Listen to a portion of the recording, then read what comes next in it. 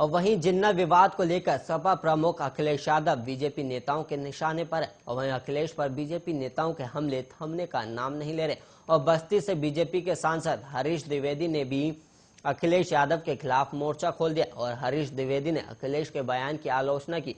और वहीं पत्रकारों के साथ बातचीत में उन्होंने अखिलेश को पाकिस्तान जाकर चुनाव लड़ने, सरदार वल्लभ भाई पटेल से कर लाखों स्वतंत्रता संग्राम सेनानियों का अपमान किया है।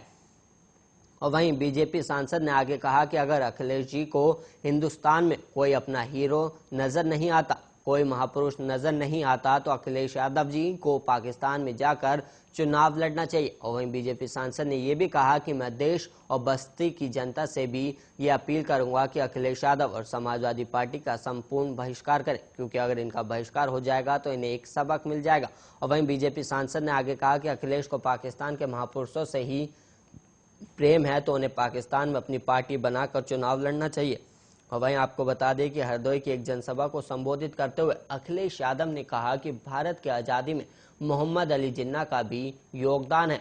और सपा प्रमुख ने कहा कि सरदार वल्लभ भाई पटेल, महात्मा गांधी, जवाहरलाल नेहरू और मोहम्मद अली जिन्ना ने एक ही संस्थान से पढ़ाई की और बैरिस्टर बने और उन्होंने आज़ादी दिलाई और उन्हें आज़ादी के लिए किसी भी तरीके से संघर्ष करना पड़ा होगा तो वो पीछे नहीं हटे होंगे। और वहीं यूपी के अमरोहा में एक किशोरी की संदिग्ध हालत में मौत हो गई और उसका शव नीम के पेड़ से लटका मिला। और वहीं परिजनों ने हत्या कर शव को पेड़ पर लटकाने का आरोप लगाया। और वहीं मृतका के पिता ने आरोप लगाया है कि कुछ दिन पहले उनकी बेटी के साथ गांव के ही एक युवक ने दुष्कर्म किया था और उन्होंने दुष्कर्म के आरोपी और पुलिसकर्मी पर मिली भगत का आरोप भी लगाया है। और ये मामला अमरोहा के आदमपुर थाना क्षेत्र के एक गाँव का। और मृतका के पिता ने बताया कि 25 सितंबर को गांव के ही सुभाष ने घर में घुसकर उनकी बेटी के साथ दुष्कर्म किया और वहां से भाग गया। इसके बाद जब उन्होंने थाने पहुंचकर पुलिस को इसकी सूचना दी तो एक पुलिसकर्मी ने उनकी बेटी को धमकाया और बलात्कार की तहरीर को छेड़खानी में तब्दील कर छेड़खानी का केस दर्ज कर लिया। और पिता ने बताया कि बाद में मजिस्ट्रेट के सामने उनकी बेटी ने अपना बयान दर्ज कराया था। और मृतका के पिता का आरोप है कि पुलिसकर्मी आरोपी के घर आता जाता रहता है और 25 सितंबर की घटना के बाद से 31 अक्टूबर तक पुलिस ने कोई भी कार्रवाई नहीं की और उसके बाद आरोपी बार बार जान से मारने की धमकी भी दे रहा था।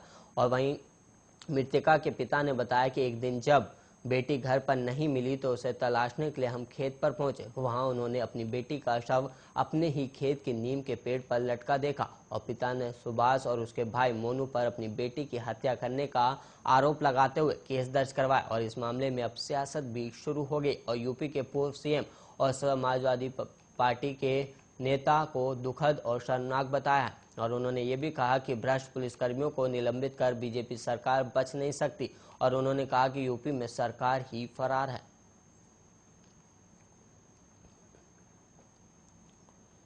और वहीं यूपी के फैजाबाद रेलवे जंक्शन का नाम बदलकर अब अयोध्या कर दिया गया और इसको लेकर अधिसूचना जारी कर दी गई। और वहीं प्रमुख सचिव लोक निर्माण विभाग नितिन रमेश गोकर ने अधिसूचना जारी की है। और ये फैसला पहले ही किया जा चुका था कि फैजाबाद जंक्शन का नाम बदलकर अयोध्या कैंट किया जाएगा और अब अधिसूचना जारी की गई। और बीते अक्टूबर महीने के मुख्यमंत्री के ऑफिस ने ट्वीट किया था। उत्तर प्रदेश के मुख्यमंत्री योगी आदित्यनाथ जी ने फैजाबाद रेलवे जंक्शन का नाम अयोध्या कैंट करने का निर्णय लिया। और वहीं आपको बता दें कि मुख्यमंत्री योगी आदित्यनाथ के नेतृत्व वाली भारतीय जनता पार्टी की सरकार ने साल 2018 में फैजाबाद जिला का और मंडल का नाम बदलकर अयोध्या कर दिया था। और इसके अलावा बीजेपी की सरकार ने इलाहाबाद जिले का नाम बदलकर प्रयागराज और मुगल सराय जंक्शन का नाम बदलकर पंडित दीनदयाल उपाध्याय कर दिया था। वहीं दिल्ली उच्च न्यायालय ने खादी और ग्रामोद्योग आयोग यानी केवीआईसी के ब्रांड नाम खादी का अवैध रूप से इस्तेमाल कर सौंदर्य प्रतियोगिता और अन्य व्यावसायिक गतिविधियों के आयोजन पर प्रतिबंध लगा दिया। और साथ ही ये भी कहा गया कि खादी के नाम पर कोई भ्रामक गतिविधि नहीं चलाई जा सकती। पर ऐसा क्या हुआ कि कोर्ट को यह फैसला लेना पड़ा, और विस्तार से समझने के लिए देखिए हमारी खास रिपोर्ट।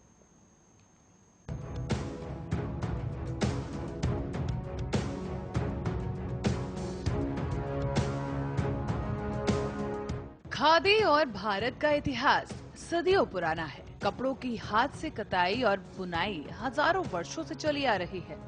सिंधु सभ्यता में कपड़ों की परंपरा काफी अच्छे से विकसित थी और खादी की प्राचीनता का सबसे प्रमुख प्रमाण मोहनजोदाड़ो की पुजारी की मूर्ति है, जिसे कंधे पर लबादे पहने हुए दिखाया गया है। साथ ही उसमें प्रयोग की गई आकृतियों को आधुनिक सिंध, गुजरात और राजस्थान में भी अभी भी देखा जा सकता है। भारतीय कपड़ों की सुंदरता और जीवंतता के कई अन्य उल्लेख भी हैं, जैसे अलेक्जेंडर ने भारत पर अपने आक्रमण के दौरान मुद्रित और चित्रित कपास की खोज की। उन्होंने और उनके उत्तराधिकारियों ने व्यापार मार्गों की स्थापना की, जिससे एशिया और यूरोप में कपास का परिचय कराया गया और पीढ़ी दर पीढ़ी खादी का व्यापार भी बढ़ता रहा। तो वहीं अब 21वीं सदी में भी खादी को फैशन की दुनिया में एक नया मुकाम दिया गया है। कई फैशन डिजाइनर खादी के कपड़ों को नए तरीके से पेश कर रहे हैं और युवाओं में खादी को लोकप्रियता दिलाने का काम किया जा रहा है। तो वहीं कई लोग ऐसे भी हैं जो खादी के नाम पर लोगों को गुमराह करने का भी काम कर रहे हैं। पर इसी बीच दिल्ली उच्च न्यायालय ने खादी एवं ग्रामोद्योग आयोग यानी कि KVIC के ब्रांड नाम खादी का अवैध रूप से इस्तेमाल कर सौंदर्य प्रतियोगिता और अन्य व्यावसायिक गतिविधियों के आयोजन पर प्रतिबंध लगा दिया है। अदालत ने कहा है कि खादी के नाम पर कोई भ्रामक गतिविधि नहीं चलाई जा सकती। KVIC का आरोप है कि नोएडा स्थित khadi design council of India यानी KDCI और मिस इंडिया खादी फाउंडेशन जैसी निजी संस्थानों ने ब्रांड का नाम खाद का अवैध रूप से इस्तेमाल कर लोगों को धोखा दिया है। उच्च न्यायालय ने एक पक्षीय आदेश में कहा है कि दोनों संस्थाओं के नाम KVIC के ट्रेडमार्क खादी के लिए भ्रामक ढंग से समान है, इसीलिए इस ट्रेडमार्क के उल्लंघन का मामला माना जा रहा है। इसके अलावा उसे social media app Instagram, YouTube और फेसबुक पर संस्था के सभी अकाउंट से खादी नाम हटाने के भी निर्देश दिए गए। साथ ही वेबसाइट से ऐसी सामग्री को भी हटाने के निर्देश दिए गए जो कि KVIC के वेबसाइट से मिलती जुलती हो। ऐसे में KVIC के अध्यक्ष विनय कुमार सक्सेना ने अदालत के इस आदेश का स्वागत करते हुए कहा कि ऐसे व्यक्ति और संस्थाओं को अवैध रूप से खादी नाम का उपयोग करने से रोका जाएगा, जो कि झूठे वादों के जरिए लोगों को लुभाने का काम करते हैं। इसके अलावा अदालत ने social media app Instagram, YouTube और फेसबुक पर संस्था के सभी अकाउंट से खादी नाम हटाने के भी निर्देश दिए। साथ ही आपको बता दें कि वेबसाइट से ऐसी सामग्री को भी हटाने के निर्देश दिए गए जो कि KVIC की वेबसाइट से मिलती जुलती है। KVIC के अध्यक्ष विनय कुमार सक्सेना ने अदालत के आदेश का स्वागत करते हुए कहा कि ऐसे व्यक्तियों और संस्थानों को अवैध रूप से खादी का नाम उपयोग करने से रोकेंगे जो कि झूठे वादों के जरिए लोगों को लुभाने का काम करते हैं। तो वहीं आपको बता दें कि इससे पहले भी KVIC ने अकेले फैब इंडिया जैसी बड़ी कंपनी से 500 करोड़ रुपए का हर्जाना मांगा है। खादी एसोसिएशन और खादी ग्लोबल को भी नोटिस भेजे गए। दरअसल खादी और ग्रामोद्योग आयोग यानी KVIC ने हाल ही में 1000 से ज्यादा कानूनी नोटिस जारी कर दिए हैं। ये कानूनी नोटिस 500 करोड़ रुपए से भी ज्यादा के हैं। मामला KVIC के नाम पर नकली खादी बेचने से जुड़ा है। नकली खादी से बने मास्क और PPE किट बाजार में बेचे जा रही थी। इतना ही नहीं कि खादी से जुड़े और भी item online Twitter, Facebook, Instagram और पिंटरेस्ट जैसे प्लेटफॉर्म से बेचे जा रहे थे। KVIC के अध्यक्ष विनय कुमार सक्सेना ने दोनों ही कंपनियों को अब चेतावनी दे दी कि वो खादी के ब्रांड नेम का उपयोग करने वाले उत्पादों की बिक्री पर तुरंत रोक लगाए। सभी उत्पाद, पैकेजिंग, लेबल, प्रचार सामग्री, साइन बोर्ड और कंपनियों के नाम से जुड़ी किसी भी अन्य व्यावसायिक स्टेशनरी को नष्ट कर दें। KVIC ने ये भी कहा कि 7 दिनों में निर्देशों का पालन नहीं करने पर कंपनियों के खिलाफ कानूनी कार्रवाई शुरू कर दी जाएगी।